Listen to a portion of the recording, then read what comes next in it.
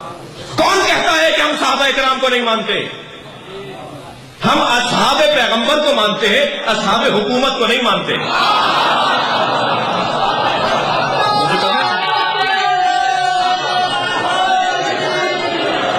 آپ زبردستی ہمیں اصحاب حکومت منوانا چاہتے ہیں، ہم اصحاب پیغمبر کو مانتے ہیں۔ فرق اتنا ہے، گھبرا کر نہیں سنیے گا، فرق اتنا ہے کہ ہم احترام کرتے ہیں اصحاب پیغمبر کا، مگر مسئلہ اہل بیت سے پوچھتے ہیں۔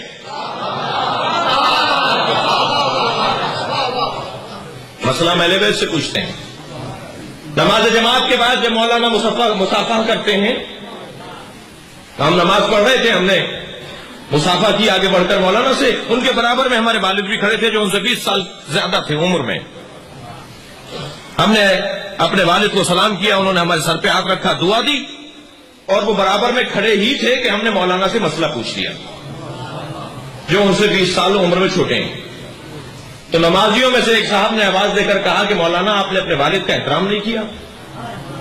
ہم نے کہا صاحب ہم نے اپنے والد کا احترام کیا، انہوں نے ہمیں پیار کیا، انہوں نے ہمیں دعا دی۔ کہنے لگے نہیں، احترام کیا ہوتا تو آپ مسئلہ پوچھتے۔ تو میں نے کہا بھائی محترم اور ہوتے ہیں، مرجع اور ہوتے ہیں۔ اصحاب پیغمبر محترم ہیں مگر مرجع اہل بیت ہیں۔ مسئلہ اس سے پوچھا جائے گا جو عالم ہو۔ توجہ کر رہے ہیں؟ توجہ کر رہے ہیں آپ حضرات؟ سب تو نہیں رہے آپ حضرات؟ مسئلہ کس سے پوچھا جائے گا؟ جو عالم ہوگا۔ کیوں مولا کائنات کو ہم تمام صحابہ پر افضل جانتے ہیں؟ دلیل دے رہا ہوں بچوں کو، بہت واضح ہمارا عقیدہ ہے، یہ نظریاتی زندگی ہے۔ ہم مولا کائنات کو تمام صحابہ پہ افضل کیوں مانتے ہیں؟ ہم مولا کائنات کو تمام صحابہ پہ افضل اس لیے مانتے ہیں کہ اللہ نے قرآن مجید میں کسوٹی دے دی۔ اے ملائکہ تم بتا دو یہ نام کیا ہے، اے آدم تم بتا دو کہ یہ نام کیا ہے۔ بس جس نے اسماء کا تعارف کروا دیا، ناموں کے بارے میں بتا دیا، اللہ نے فوراً فرشتوں سے کہا اس کا سجدہ کرو۔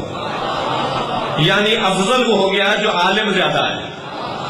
میں آپ سے ایک چیلنج کر کے بات کرتا ہوں، کوئی ایک مثال بتائیں کہ مولا نے کسی سے مسئلہ پوچھا ہو،